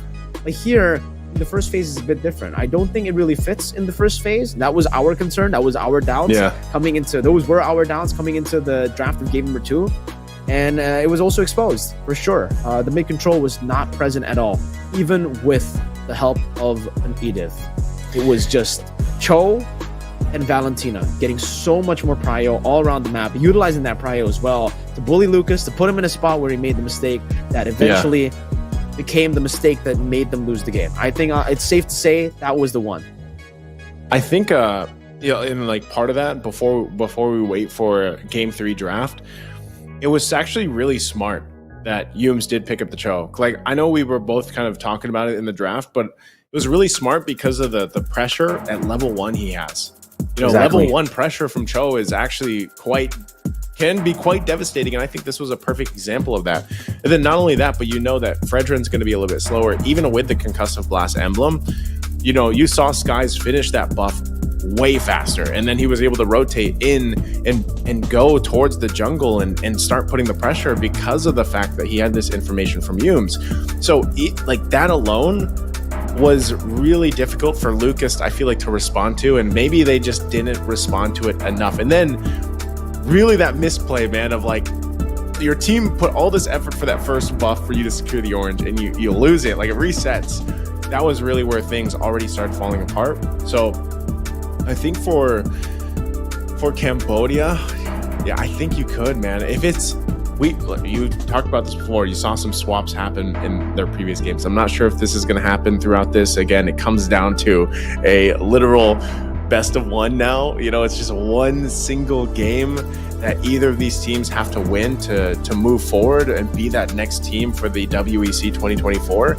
So you kind of have to just go out and play your best composition. And even on paper, when you look at Cambodia's lineup from the previous game, you know, the Fredrin, Edith, Xavier, Roger, Masha, it's not your, like, I don't even know if there is a standard composition right now, but it's not your normal composition of heroes.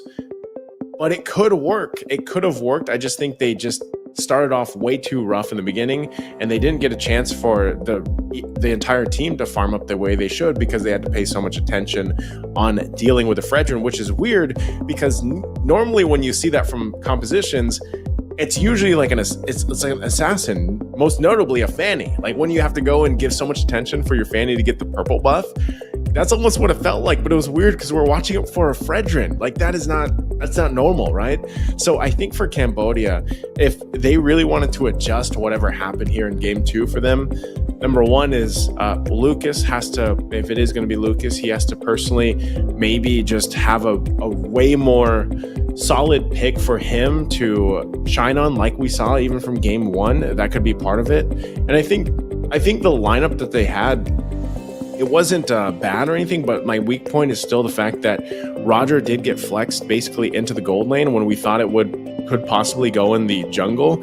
And so, you know, when you already take a Roger gold lane who has a little bit of a difficult time farming up as much, and then he has to even rotate down, like you mentioned earlier, you just lose so much momentum. Like, you already start off at a deficit because of some key losing points in the early game, and then you're scaling heroes that are supposed to scale up, even the Xavier, like you mentioned, just don't get that opportunity. So your whole firepower, even if you had setups, are just gone.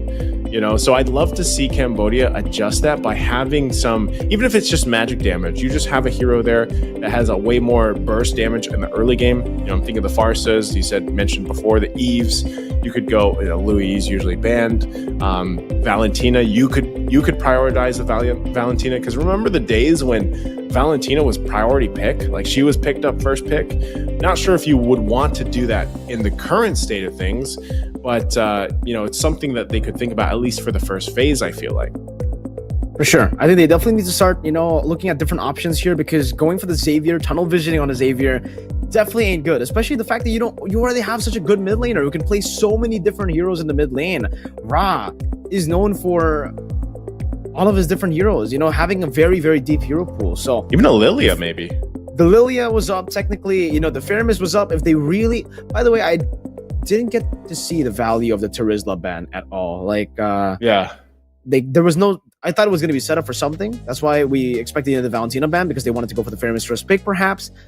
But yeah, no, the Terizla ban for the first phase, it was just more of a prio ban over, you know, any respect.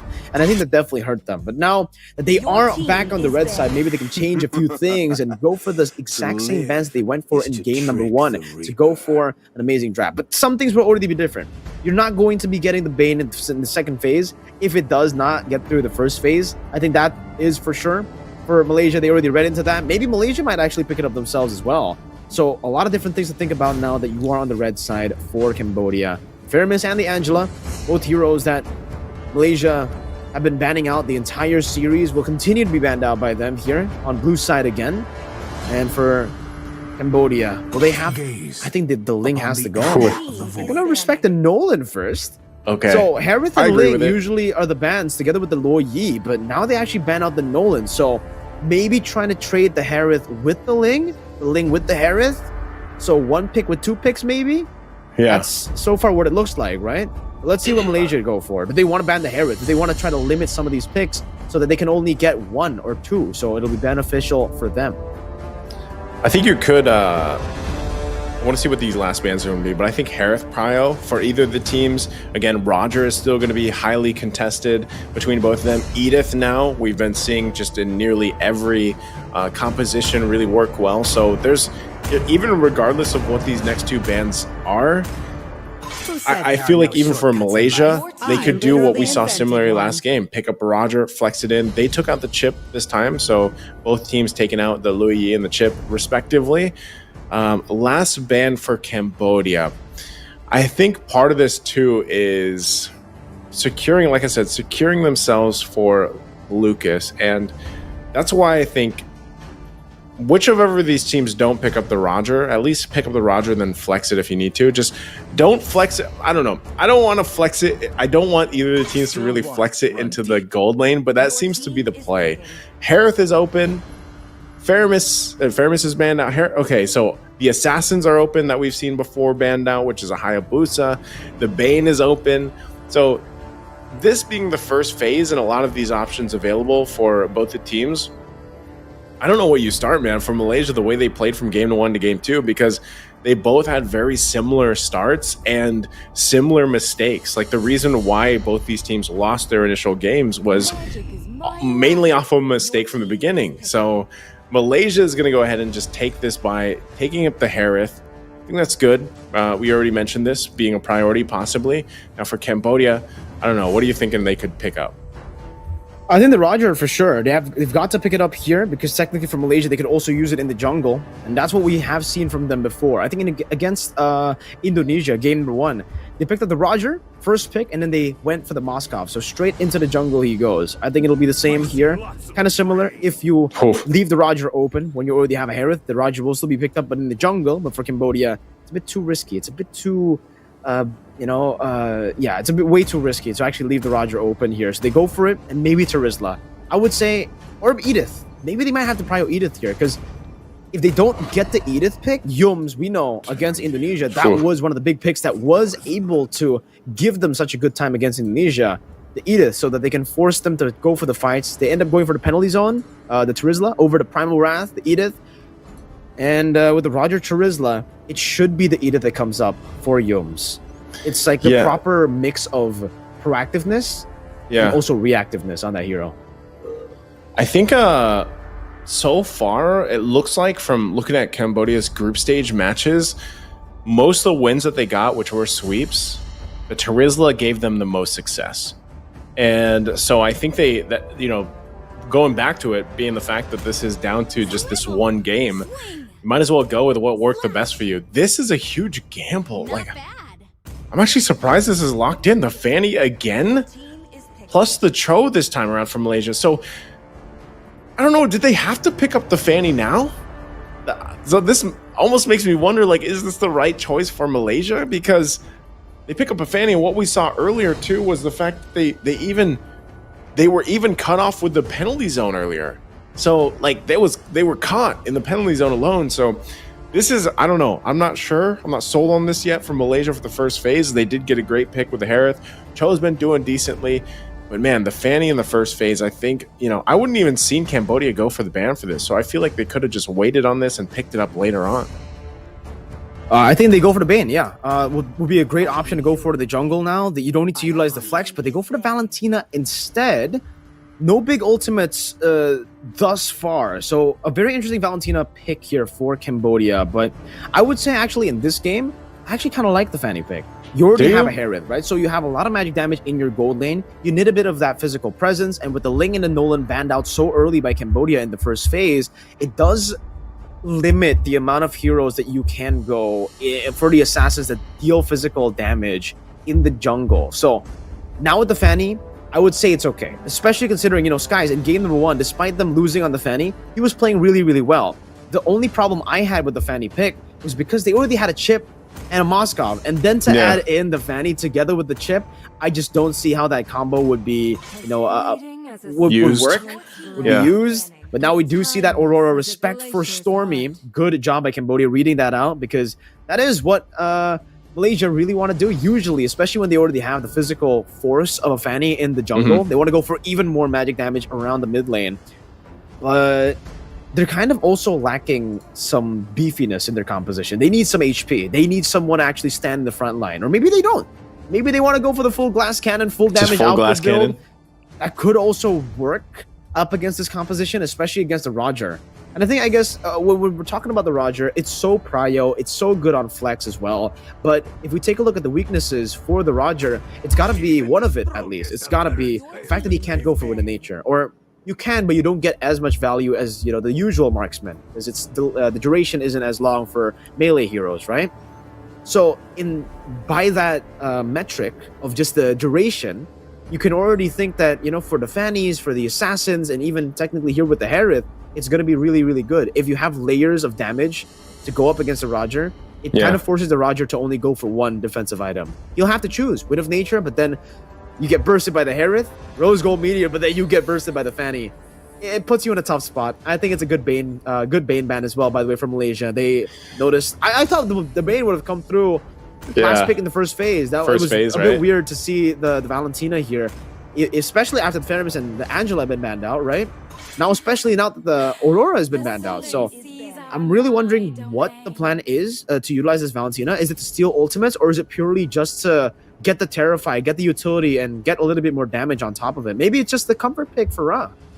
Yeah, I was going to say, I think at this point, like I said earlier, I think you just go for comfort the best you can. You hope that you are able to survive the damage that you were talking about, because like you said, there's a lot of burst damage potential just with the physical damage from Malaysia and even the magic damage from this Harith. But it could also just be, we talked about the play styles leading into the series, man. Malaysia just being like, you know what, it's full send the Lungar strategy, that chaotic style, that go fast, go hard, get it, because most of their games have been pretty quick. I mean, even the previous one was around 1250 or something like that, 1250. So a pretty quick game, and heroes like this can shine at that portion of the game, can do really well, especially if you can follow up on some of the pickoffs. So with this Cho pick already locked in, so I'm wondering how they round this lineup out. They need a mid lane option here, of course the XP lane as well. They're going against a Trizla. I see the Xborg is open. They could possibly pick that up for Malaysia.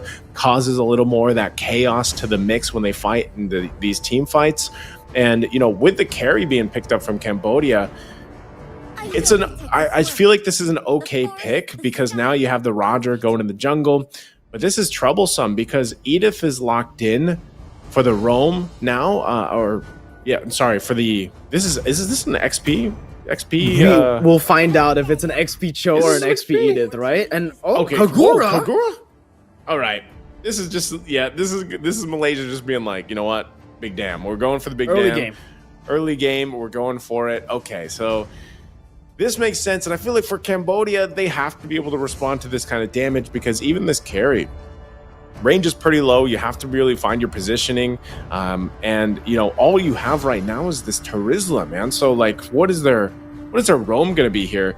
Because quite honestly, there's so much displacement, or at least an ability for Malaysia to come in from different angles, even with a Kagura, a hero we don't typically see, but we know she has a lot of burst damage potential, and she can actually do quite a bit with her umbrella mechanics, the way that she works. So which part of it could also just be an interaction with the Harith. So Cambodia goes a little more tanky. They lock in a Kufra. So this is like pure damage pickoff versus durability. I see here, durability. There's some magic damage, of course, there too, but this is huge. DPS. And Lucas has to have a good time with this Roger jungle. He really does. He needs to be set up for success here. And I think, okay, so earlier when he picked up the carry, I was instantly thinking, why? Why would you go for the carry? Are you trying to go for the Kaja later for the last pick? Because the Edith just seems like so value. It just seems so value. It's maybe a top tier roamer in this meta, right? It definitely comes down as like an S or maybe A tier. Definitely in the upper echelon of the prio picks when it comes down to roam. So then they pick up the Kufra. completely understand now. You know, the carry pick, just trying to see what other picks they go for, Malaysia, and then reacting to it with the Kufra. Now, a lot of those dashes will be stopped by the Kufra, and technically for Cambodia, they have ways to go and enable Lucas on this pick. Ladies and gentlemen, game number 3, Cambodia takes on Malaysia. It was 1-0 for Cambodia, but Malaysia were able to equalize the odds 1-1.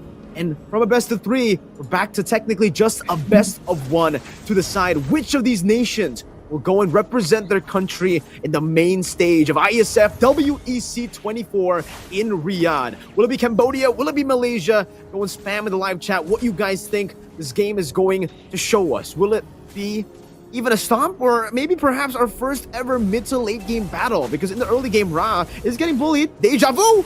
Oh no, deja vu. Yums! Oh, Ra is gonna go down. This might be once again a response here coming through. Yums trying to get out of there. Sky's there to back him up, and now possibly another kill. Malaysia, 2 on the board early in. Boxing not going to be able to really do much either, and Skies will go ahead, delay the jungle even. I was about to say, man, that was really close. The fact that he wanted to just, you know, risk that gorgeous up top. Ooh. Revenge strike, not enough to get the kill, but sorry, Felix. He has that minion there to tank up the tower, and he's just going to chase down Gojes. Gojes has nowhere to go, and he gets swung into the air, and now Boxing once again going to be the target for Malaysia as Lolil will pick up the kill. At least Cambodia able to get 1 on the board earlier on the top side.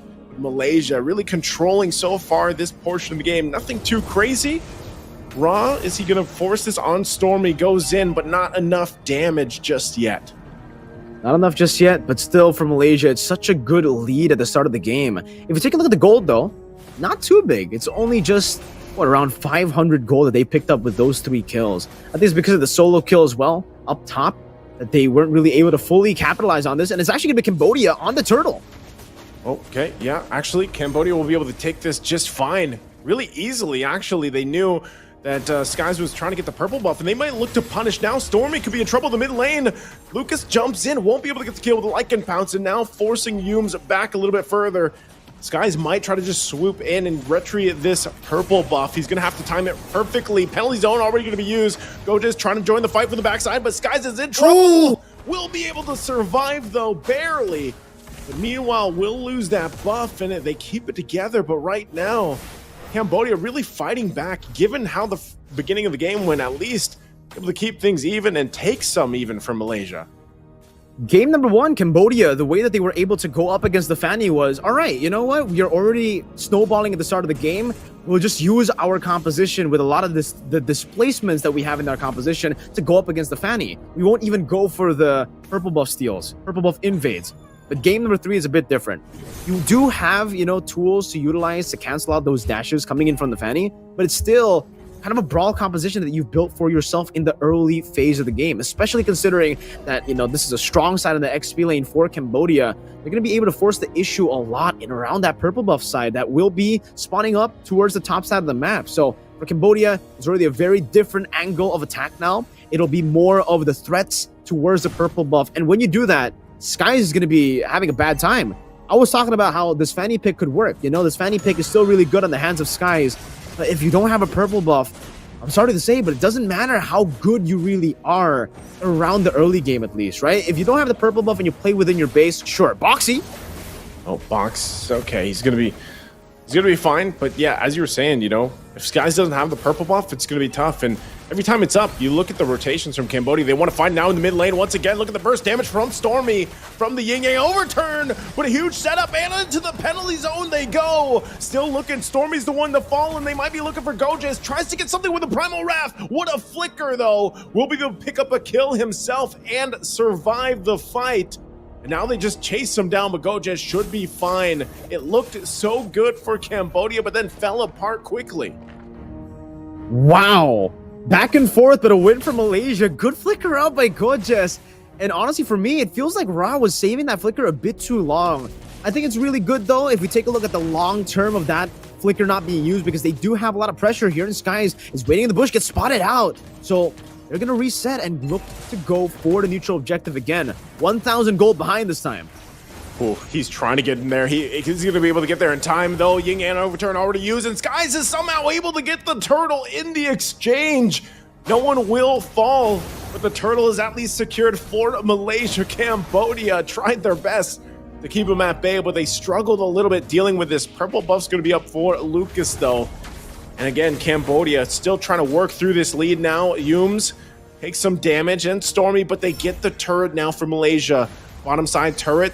Looks like they're going to put more pressure here on the resources. Cambodia, though, to go ahead and make sure Lucas gets this buff, because Malaysia, man, they're starting to further the gold lead. We talked about it. They kept it relatively even, but now they're pulling further ahead, 2,000 ahead in this gold, almost 6 minutes into the game.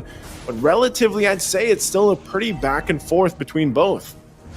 The Malaysian snowball is online in the 5th minute of the game. A signature playstyle, which theoretically is kind of weird. It doesn't snow in Malaysia, but hey, we'll go with it, right? Sky Piercer for the Fanny. Oh, Yums! Yums gonna go in. Way the Dragon gonna be used. Purify already there. Now fighting in the mid lane. Look at the damage coming out. Yums in trouble. Zaman Force already dropped down as well. They're gonna fight it out. Lucas could be in trouble. Ying Yang Overturn has too much damage, but it's a double kill for Lolil. And they force boxing back as well. They're not done yet. Sorry, Felix has to flicker defensively.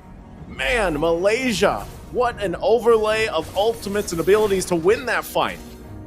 They wanted to, you know, double down on the early game to mid. We saw it with the Kagura pick as well, and we are seeing it now. Use Lolil with a dive. Oh, clean by Lolil. The synchro fissioning. That final shot, Felix definitely overstaying in the mid lane, not respecting that damage from a 3-0 Lolil on the Harith. 6 minutes in, Naisu, and it's looking very, very similar to game number 2 and how Malaysia was able to control the map. But this time, I think it's a bit more impressive, because it's not like they shut down Cambodia from the start. They're just able to outfight them, outclass them in these skirmishes, and even outset up a lot of these skirmishes. Yums, we gotta give a lot of credit to him, because in that second turtle, it would have been free. Go, Jess. Ojez gonna go in, onward into the air, shatter, boxing, trying to get out of there with that formation, but even with the setup, it's not gonna happen. There's just too much damage once again, and Skies joins the fight to clean things up, and all Rock can do is watch his teammates fall apart as Malaysia will get the kills, get the fights, and the turtle now ready to just further the lead. Full snowball effect at this point. Lolil gonna find Ra, pushes him out. So even with the Zaman Force, but they'll get this tier 2 early, this early on, and a purple buff going to be lost for Lucas. Slowly but surely, again, just utilizing their lead. They don't want to, to throw the game. This is still such a massive lead to utilize. So many advantages to choose from. I mean, at this point, I'm really just trying to look at that damage as well. The fact that the Cho dealt 10,000 damage more than the Fanny, only dealing 8,000 damage. It kind of made me kind of speechless there. Okay, so even for Cambodia, it's not like they're not doing damage at all. For the Terizla, the Valentina, and even the Roger, they're actually doing quite a bit of damage, but Run the King on this carry, pick that I was also kind of doubting in the drafts. I have to say, man, you don't really have a good time on the carry up against this kind of composition. You want to pick up the carry usually up against tankier members. The fact that they picked it up against composition with a lot of damage dealers, that's why I was already downing it. But then I saw the Kufra pick, and I was like, all right, I get what they're trying to do. They want to go for a safe pick. Gorgeous. Flickers forward. Earth Shatter. Yums conceal. Oh, Yums. Yums using the conceal again. Gonna knock up 3 members, but can't find the way the Dragon he was looking for. They'll force the fight anyway. Cambodia gonna force Malaysia back a little bit further. Everybody's still alive. Yums had an idea. It didn't work out that time. So Cambodia buying themselves some more time to farm up here. It's great though, right? The fact that you can still just utilize Yums with his aggressive damage, with his aggressive positioning and decision making, it's still okay for Malaysia. You don't really have to go for the full discipline route sometimes, especially if you have a player like Yums. He's on a roam anyways, so even if he goes for those crazy, risky plays, if he dies, it's fine. It's just a roam. You just wait for him to respawn, especially in the 9th minute of the game where the death timers are still so low. So now Yums is actually going to look for the angle of attack, and you'll have a very, very good angle to go for a flank from the bottom side of the map. The purple buff actually going to be stolen away by Skies early here before the Lord even gets contested. So that's an advantage already by Skies. 2 levels ahead now of Lucas. When it comes to the retry battle, Lucas is going to have a tough time, especially now the Heptaseas also. Man, some of these power spikes coming in at the right time. Yep, Tyrant's Revenge gonna be using the rage. They find the target. Yum's gonna be taken out. Zaman Force unboxing. Look at the damage once again. Skies will join the fight. Blade turning everywhere. Looking for a possible Maniac, but doesn't get it. As Lolio will pick up the kill, but it's a wipeout for Malaysia. They have the waves already pushing in. Timers are too long, but they could possibly just get these base turrets down. Hold on, base turret, look at the live. We have to keep an eye on the live. Zaman Force already churned, and it looks like Malaysia might possibly end the game with a live here as we go back, and they'll do it. Malaysia will take down Cambodia and move forward to the WEC in Riyadh. 2-1. You were able to come back from the 1-0 start from Cambodia, and it looked really good for Cambodia. I think we just got to give it to their mental fortitude. The fact that they were able to come back in such a way in game number 2, stomping their opponents. Game number 3, doing the same thing, just adjusting the small things that they were making, small errors that they were making in the game and even in the draft as well. But I believe we're going to be taking a look at the highlights as well. I would love to see the highlights again to see exactly how Malaysia were able to get it done. Because it was already very different to game number 2. Game number 2, I think, was more of a mistake for Cambodia, right? The fact that, Lucas, we all know, we don't need to talk about it again. It's getting old now. But game number 3, it's a bit different. Still, they were able to punish Ra. They were able to punish Lucas too. So it's the same 2 members that get punished in the early game, with Boxy too technically. So everybody got punished there. It's very similar, but it's in a different way that they punished them. They punished them through clearing the mid lane. It's as simple as that. Having the Cho in your kit, it just gives you so much value. And sometimes when you think of the Cho, especially now that it's not really the best pick in the role, we completely forget that he has so much wave clear potential with the concussive blast. So anyone you pair him up with, it's almost a certain better mid-prio combo that you will have compared to the enemy team, unless Cambodia pick up something like a Grok. And then all throughout, we definitely saw that the impact of that early skirmish was seen, with Skies getting such an early lead, with Loliel as well winning out, and Stormy getting that kill very early on assist. It just elevated their game so much in the mid game and all these skirmishes as well. Because with the Snowball, with the Kagura and the Harith, these damage dealers, combos like this become possible. Combos where you go for the burst, but you layer it in a way where it kind of feels like you just out-damage them and out-sustain them as well in these skirmishes. This is another mistake by Felix, walking up way too far, man. With him being so low, you should respect that 3-0 Harith. And Yums constantly looking for these angles, very good targeting as well, bringing the carry of all people back to the team. And Skies, I was coming in last. Very, very good timing for him as well. And it already looked kind of good, to be fair, for Cambodia. They were able to go for the purple buff steal so early on because of the brawl composition that they have. They were able to force the issue, and because they had a winning lane in the XP, that was what I thought was going to be used a bit more. But unfortunately, after getting that first purple buff steal, I think they got overconfident. Lucas was starting to open up the map again, making some real big fundamental mistakes where he just gets caught up by Gojes. I think we have to talk about that play, right? Like when Lucas just walked in that mid bush towards the top side, wanted to go for the invade. It's such a naive, opening for him. But yeah, it ultimately became a game that Malaysia was able to control towards the mid, towards the late especially. We didn't even get to the late game. It was 10 minutes. It was even faster than game number 1. Able to take revenge for that 10-minute, 31-second game of game number 1. Now they do it. They beat Cambodia. Oh, wait. Why is it? Okay, Malaysia versus Indonesia, it says. All right, I was getting confused there, but this is the same stats, right? Yeah, a bit thrown off there. It's okay, though. Yeah, I think it's the same. Is it 10 minutes, 27 seconds, though? Was it 10 minutes? I really didn't pay attention to timers, but it is. It's 10:27 against Cambodia, so yeah. I was going to say, it was before the First Lord, yeah, right? It was before the First Lord. It was right as the First Lord spawned in the game, I think, right? Because they were already playing around the turtle, the neutral objective, Lord, at that time. And they were just able to get it done with that skirmish. The fact that Cambodia tried to fight that was, was kind of weird. But hey, you get punished for it. You get punished, and I think Malaysia, their play style and everything else, that's what they do.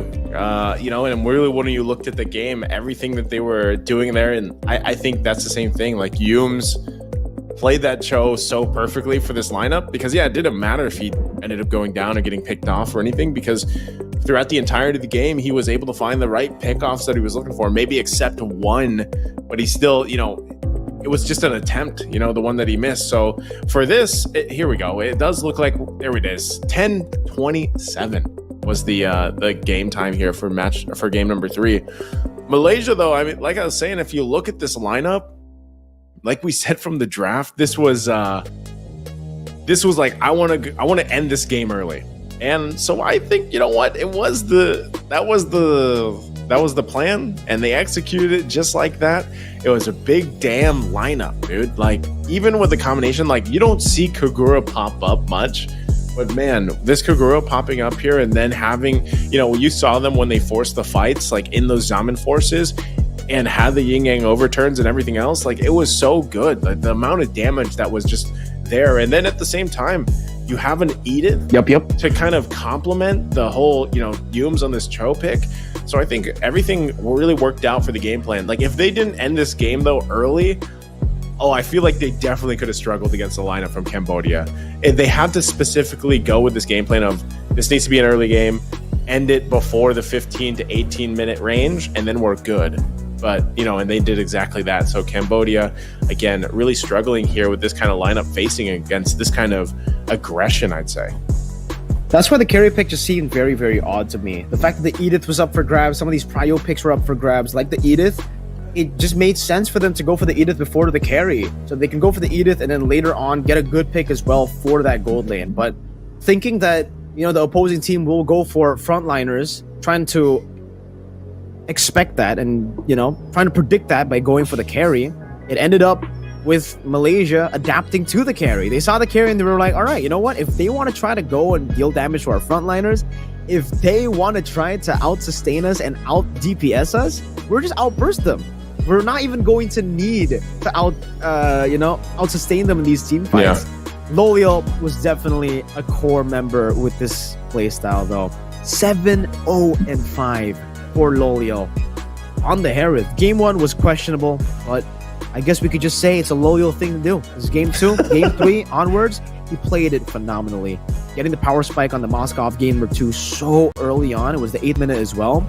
Game 3, the Harith, we didn't even see when he got the item power spike, when he got the Holy Crystal, but I'm guessing it's very, very early in the game because the game ended in 10 minutes.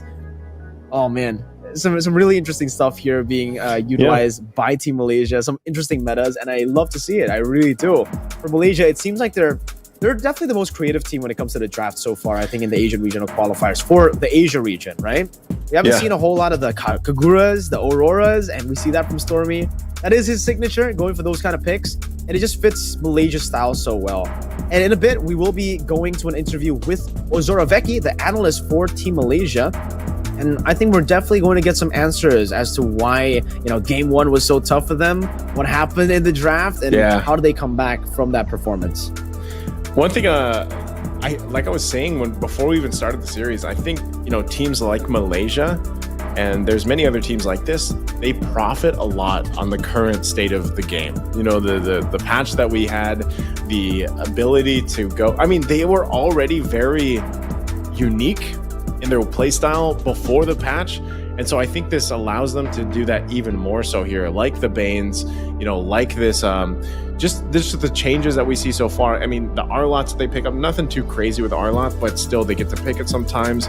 The Aurora we saw targeted banned out earlier, and some of the, I mean, even to an extent, like they make glue work, they've done a lot of different things, and I think no matter what they draft, hell, even the Kagura, man, like the game plan seems to really match their identity. And they win the games in that way, in a very identity way. And I love to watch it. I love to see it unfold. They love to fight. Well, speaking of their identity, we're definitely going to get to ask those questions over to Ozoraveki. So let's get into the interview with Ozoraveki. So, hello, Ozoraveki, can you hear us? What's up, man? Hey, what's up, guys? Hello, I'm Ozoraveki, the analyst of Team Malaysia. Yeah, nice to see you guys. All right, man. Ozora, I got a few questions for you, but I'll start with a simple one, right? What happened in game number 1? And that was very uncharacteristic for Team Malaysia after seeing your run through the group stages as well, not dropping a single game. This is the first game that you've dropped in the Asian regional qualifiers, and I just want to know, shed some light into that loss. What happened? Was it draft? Was it errors in the game? I think generally we have a really strong early game draft, but we make a very big mistake when it comes to like the first minute of the game. Like you see everybody dying in the bush, and then you see our EXP later get completely zone off two-way. Yeah. So I think there's just too much when you are playing an early game comp, and then you make a mistake and then they just take away it. Yeah.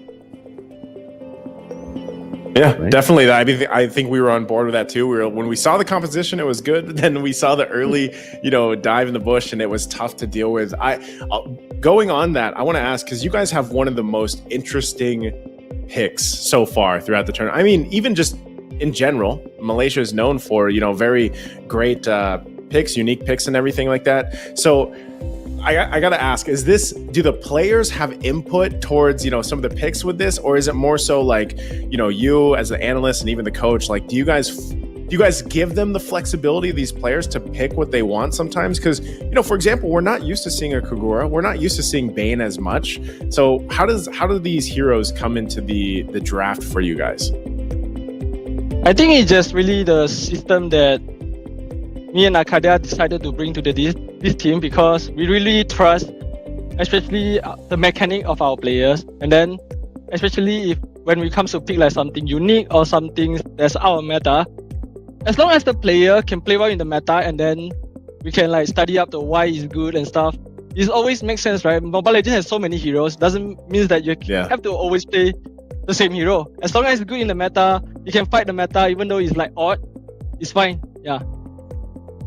I love All right, it. then. As a non-meta hero fan, I love it. Yeah. He's a fan of Gord, by the way. He's like the number one Gord at one point, top global. But speaking of these unique picks, you've been going off meta with some of these picks, and I just want to know if this meta allows you to do that more than the previous ones, or if it's just the same across the board, right? Because we know that with the current changes, especially the Kagura Aurora may be able to benefit if they snowball in the early game with some of these new items. I think definitely there's a lot of good balancing coming up from Munton, because especially it comes to the jungle changes. So you see that it opens up a lot more heroes to be played. It doesn't have to be tank jungler all the time, so you can survive the early game. So with those changes, and I think Munton is just making a very good small changes here and there that don't break the hero, but instead make the hero have their own identity. Like Moscow, for example, he used to be weak, right? They just changed his ulti, now he can fly over the map. Now he's good. So I think the balancing changes are doing good, and then it's just up to the coaches and players to like find out whatever heroes that you like to play and then just apply. All right. It's awesome, right? Nice. Do you have any last, questions, or you want to say anything before we end this interview? All I want to say is congratulations for booking your slot to WEC. Congratulations. Yeah, Congratulations. I'm really proud of my players, even though we don't have much time to practice, but they managed to gel and make really good run in this tournament. So see you guys in Riyadh. Thanks for the support, guys. See ya, Zoroveki. Congratulations on the win. We heard that from Arcadia as well. They had little time to train for this, but congratulations. You guys deserve it, and we will see you later for the grand final, best of one, for the seeding of how they will, play later on. But thank you so much, Zoroveki. See ya. Thank you, guys. See you. There you go, Naisu. Now we're going to be ready for the next match, because with Malaysia winning here and Indonesia winning previously, that means we are set for a revenge match to what happened in Group B, and also technically have Group B supremacy here for Asian regional qualifiers. Yeah. Both of the teams who made it to Riyadh, to WEC, to the main stage, both came from the same group. But if you guys remember, Malaysia were number one. They didn't drop a single game in their group. Indonesia, they dropped a match and a game against Malaysia, but that's it. Anyone else they were able to beat. So for you guys waiting, you guys know what's up next. It's the revenge match, or perhaps the repeat match, depending on how you see it. Malaysia could get it done, get that snowballing all the way from start, stop the Indonesian snowballing from happening. And if you guys are wondering what this best of one is going to achieve, right? Because obviously both of the teams have already qualified. Technically, it's unnecessary if there's no impact here, but there will be impact later on. It'll be for the seeding of these teams as a Southeast Asia representative for WEC 24 in Riyadh. So we'll get to see them in the group stages as well. We'll see maybe them go to different pools if they win here. So it's a very important match, nice. It is, and it is great that Group B was able to pull this through, and we know that another Asian team is out there waiting for them in Riyadh. You know, the former champions, I should say. So I can't wait to see what happens with the best of one, at least to round it out for us. Well, with that, we're going to head to break, a very short one at that, 10 minutes only to get to our final match of the day. The grand finals, best of one, Indonesia versus Malaysia. It's been Mirko and Naisu, and we'll be back later for the final match. Stay tuned.